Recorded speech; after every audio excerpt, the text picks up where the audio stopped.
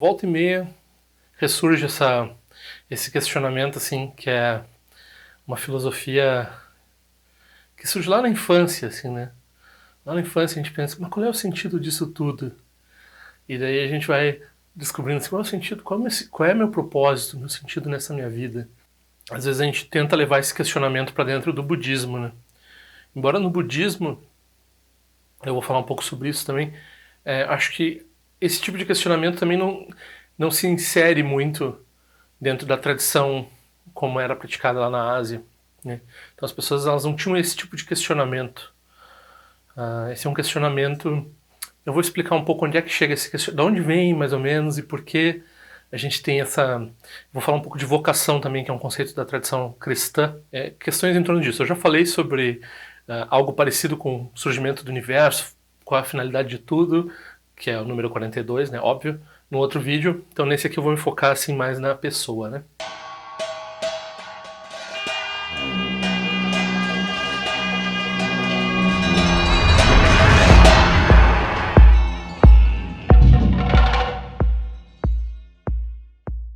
Quem quiser pedir os cartões, esse mês tem pouca gente na lista ainda. Eu prefiro mandar em torno de 20 a 40 cartões no fim do mês, então tem 3 pessoas só que me pediram. Quem quiser pedir, se sinta convidado a pedir, por favor, né? Faça uma contribuiçãozinha para cobrir os custos, assim, basais, né? Não precisa pagar pelos cartões, obviamente, não estou vendendo os cartões, mas para cobrir os custos de correio, para ajudar o canal de alguma forma, não precisa ser nenhum valor vultuoso. Então, para pedir é só mandar para esse endereço aqui, para fazer contribuições para esse canal é só olhar nesse endereço também, nesse outro endereço aqui, que tem opções de PayPal e PagSeguro, conta bancária e assim por diante. Por favor, divulguem o canal, curtam os vídeos, divulguem nas redes sociais para quem vocês acham que pode se interessar por isso, ajudem a crescer, a fazer crescer esse, se é que vocês veem algum mérito, né, crescer esse movimento, assim. Na faculdade eu estudei um pouco mais, ou me interessava mais pelo filósofo austríaco Ludwig Wittgenstein, né?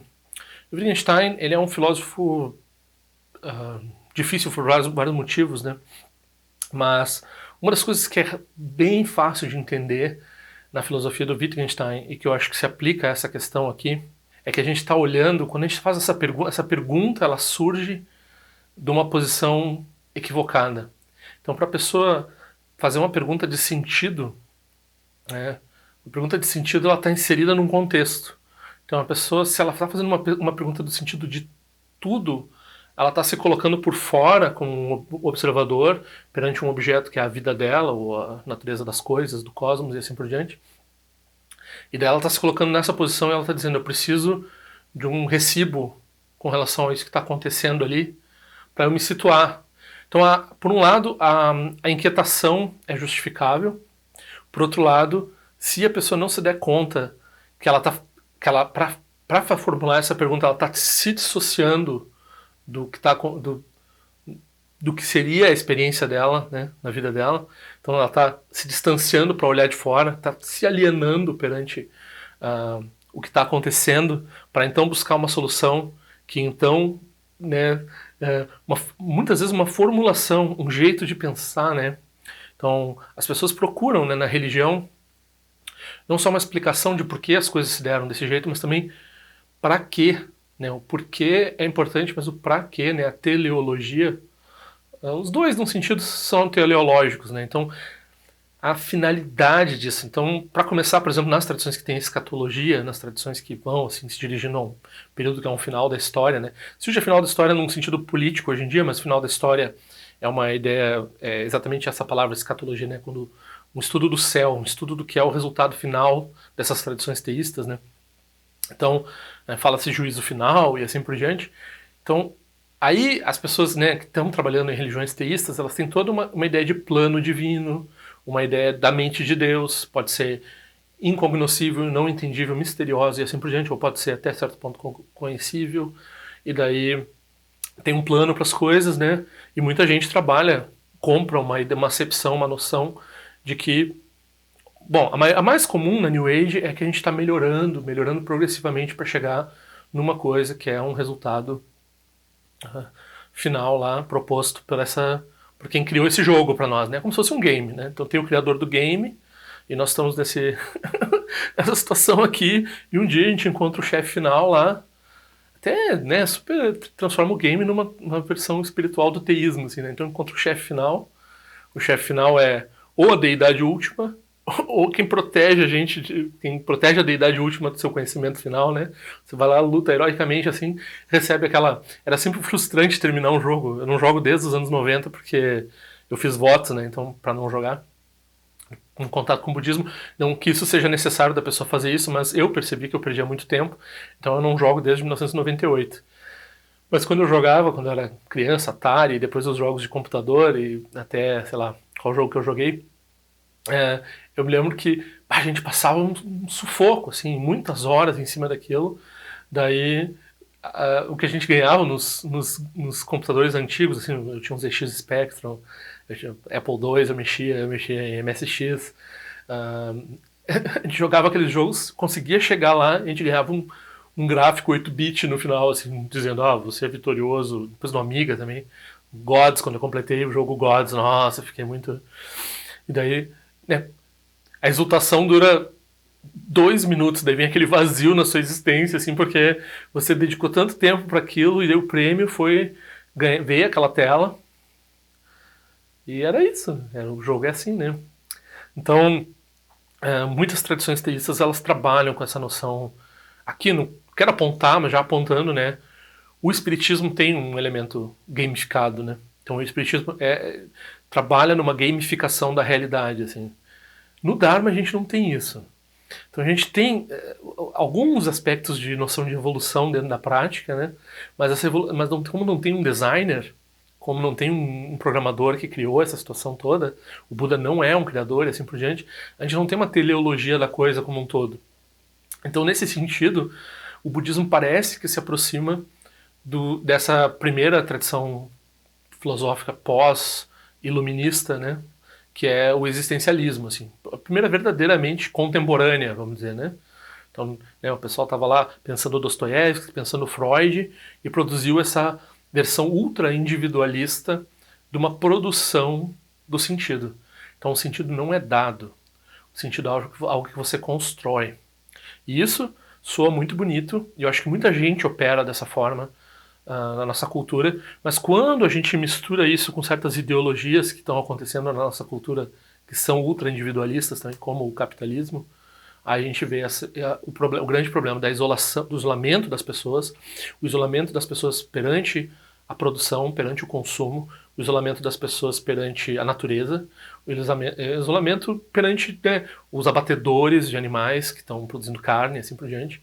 Então, já que eu estou aqui encontrando o meu sentido na minha experiência artística, sou super artê, produzo o que eu estou fazendo, tenho meu canal no YouTube, toco a minha guitarra, né, tenho meu bandolim, gosto de gato, eu tenho minha vida, assim, eu produzo o meu sentido dentro da minha existenciazinha, assim, no meu cubículo.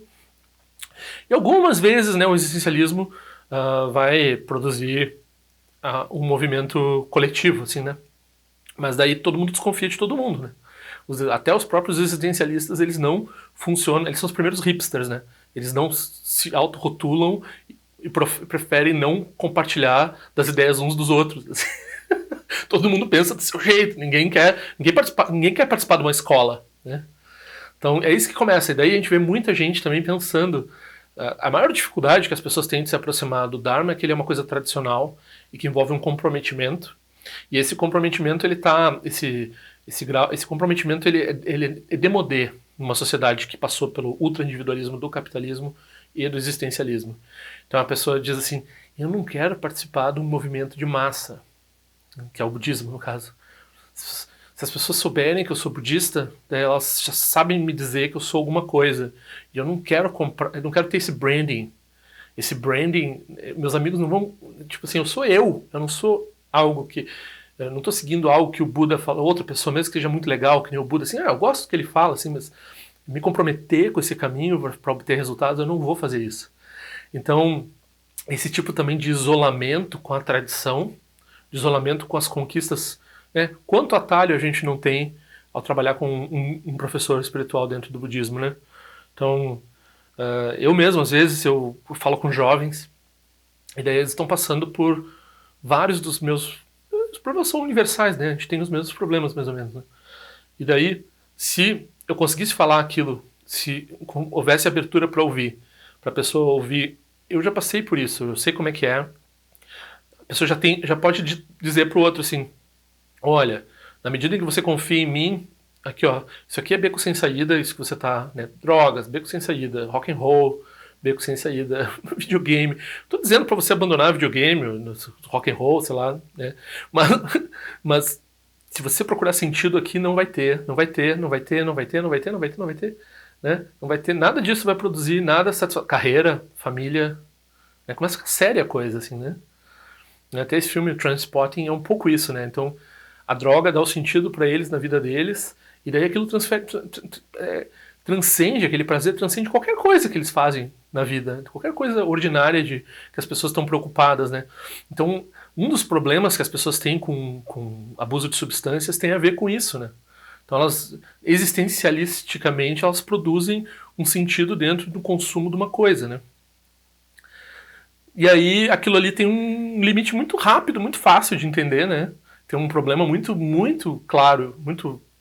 Então, às vezes, claro, não adianta falar, né? Então a pessoa tem que estar numa posição para ouvir.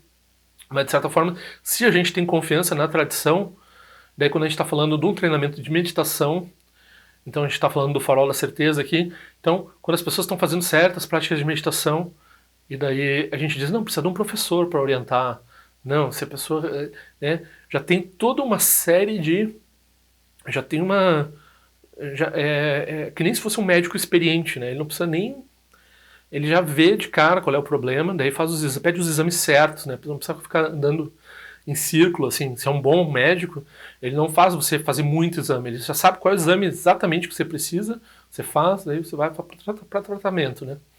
Então, da mesma forma, um professor espiritual, ele vai produzir os resultados específicos para aquelas questões que você tá. Mas enfim, normalmente a gente tem, por causa dessa questão da morte de Deus, do existencialismo e assim por diante, a gente tem esse ultra individualismo e essa noção assim de não querer participar. Porque, corretamente pensando, as instituições ferraram a gente várias vezes após vez na cultura, e a gente se fixou nessa experiência das instituições, e daí agora, quando a gente precisa das instituições para proteger o ambiente, quando a gente precisa das instituições para diminuir a desigualdade, a gente disse, não, deixa isso na mão do mercado. O mercado vai resolver sozinho. Vai resolver sozinho, o mercado vai resolver. Não resolve. Não, esse tipo de confiança assim, teísta numa coisa que vai se resolver por si só não vai acontecer. E daí a gente abandonou as instituições porque elas eram falhas, em vez de tentar melhorar as instituições, de participar das instituições dentro das suas precariedades, das suas dificuldades, né? Então é assim também que o budismo está aí. O budismo tem as suas precariedades, né, como qualquer instituições, mas participar dele é melhor do que não participar dele. Estar engajado nele, proteger o Dharma, proteger os ensinamentos é melhor do que não proteger os ensinamentos. Mas tudo isso é uma discussão sobre sentido. Ok, a pessoa vai encontrar sentido dentro do Dharma. Então, a gente fala muito, às vezes é um jargão um pouco, às vezes se torna um jargão um pouco parecido com o do existencialismo, no sentido, o existencialismo de forma geral é antitético ao Dharma, né? Então vai produzir uma série de problemas com o Dharma, é melhor não se envolver com o existencialismo se você quer praticar o Dharma, né? Mas quando a gente fala de autenticidade, quando a gente fala de integração, né?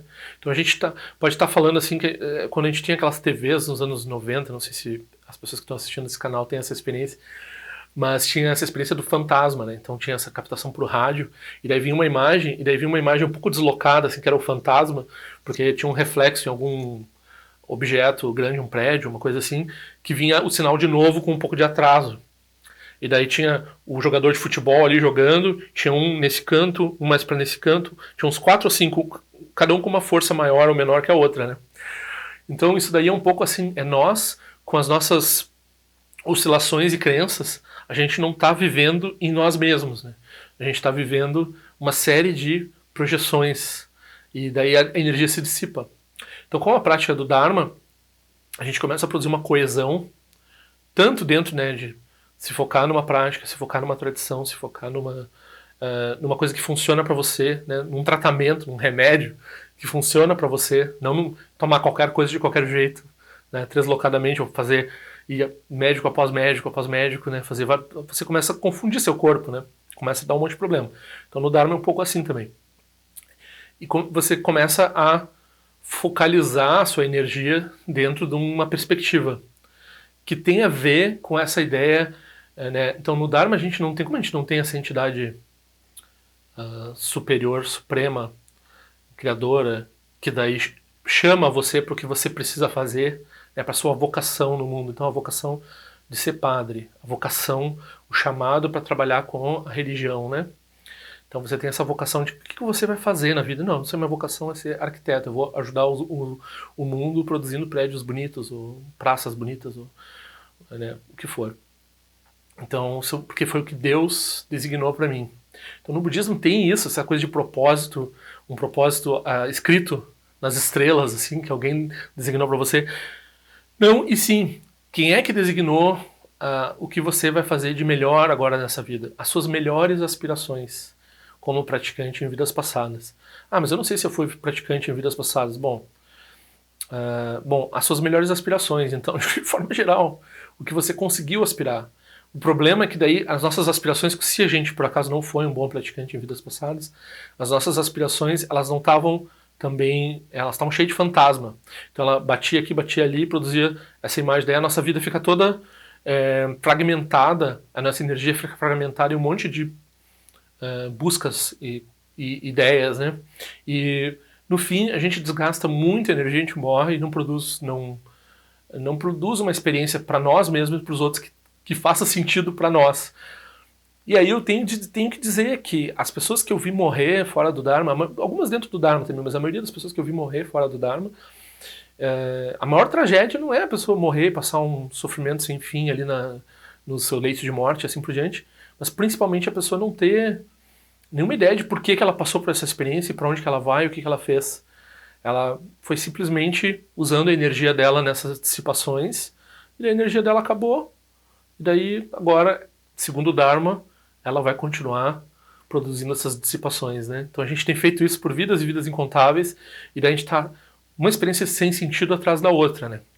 O que a gente faz com o Dharma? A gente se transforma numa coisa coesa, uma coisa num laser, né? Então a gente produz essas aspirações, e daí a gente encontra, vida após vida, o Dharma, e produz o benefício para os seres. Não precisa ser sobre a atividade de ensinar o Dharma, ou a atividade de uma coisa explicitamente ligada ao budismo, né? A pessoa pode, né, fazer essas aspirações. A aspiração específica não interessa. O que interessa daí, a gente vai usar essa palavra bodhicitta, né? A intenção iluminada. A intenção iluminada que é iluminar os outros.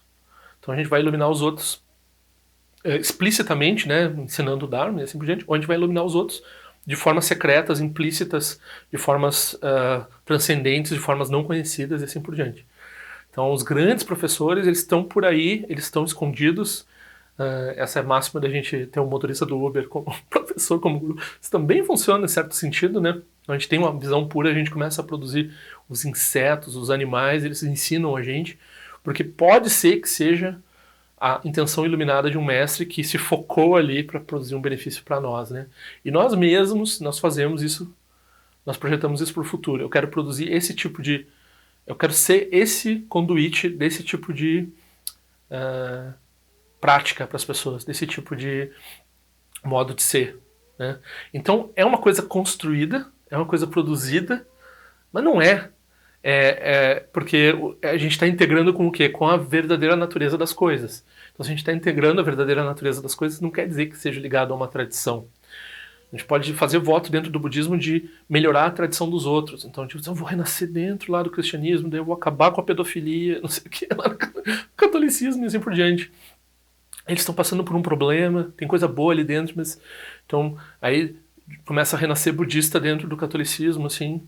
Eles ficam tudo escondidos, não dizem que são budistas, melhoram o catolicismo. Né? Assim, não vou dizer, de repente o oposto também acontece, né? Vocês não aceitam o renascimento, daí fica difícil, né? Mas enfim, então, o propósito, a gente fez aspirações, a gente pode encontrar nessa vida onde é que a gente se foca, onde é que a gente pode melhorar, né? Fazer o melhor que a gente pode fazer com o que a gente tem, com o que surgiu, né? Em termos das nossas limitações e das nossas não limitações, das nossas liberdades, né?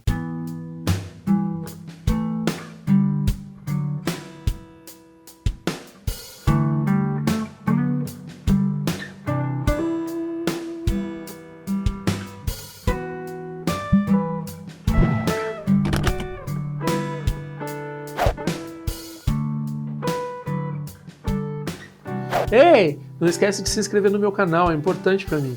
Clica na sinetinha para receber a notificação e se quiser se inscreve no meu boletim informativo de forma o que eu ando fazendo, o que eu ando pensando. Também para contribuir de alguma forma com esse canal, esse é o endereço. Eu espero que em breve nós nos vejamos na prática do Dharma. Ao longo de minhas muitas vidas e até este momento, todas as virtudes que tenho alcançado, inclusive o mérito gerado por esta prática e todas as que vier a conseguir, ofereço para o bem-estar dos seres sencientes. Possam a doença, guerra, fome e sofrimento diminuir para todos os seres, enquanto sua sabedoria e compaixão aumentam nesta e em vidas futuras. Possa eu claramente perceber todas as experiências como sendo tão insubstanciais como o tecido do sonho durante a noite e imediatamente despertar para perceber a manifestação de sabedoria pura no surgir de cada fenômeno. Possa eu rapidamente alcançar a iluminação para trabalhar sem cessar pela liberação de todos os seres. Nirawai Korajinga Sumpanda Neoma Lundi Kwene Cherezi Wante Jinja Soiza Pekajar Produtin Jochi Om Sochi Jamen Champene Jirasawa Kunchatuzi Zetai Bai Mediano Tutu Piamani Jogisa Sundatu Ten Jochi Chime Kwene Pema Samba Sasora Jinjese no Pai Garjuan Shujuku Peku Kuse Destintes Indar Shinju Jigme Tuju Trupanangue Wancha Tungo Pateno Muyengi Kupamalora Sanelundu Tinleta Tutin Jochi Pemeja Sum Pemeri Suche Pemetan Lati Kuzizuan Pemancho de Troma de Soji Nani Bemelunde do Jochi Enenjoane Chimpote Payuri Nepadan de Basi Pechembunan Kuseja Senten Jochi Tuson Sanje Guru Rinpoche quando condado eu atim pode abartir com seu tudo da poça só deve sentir de lá do sushi não se engebe de chuva dançam balão de dropa gelo uma rumba zaguru pema cd rum que loja som de lote alien sa som de papel do jusho som não guarda midral do sungele show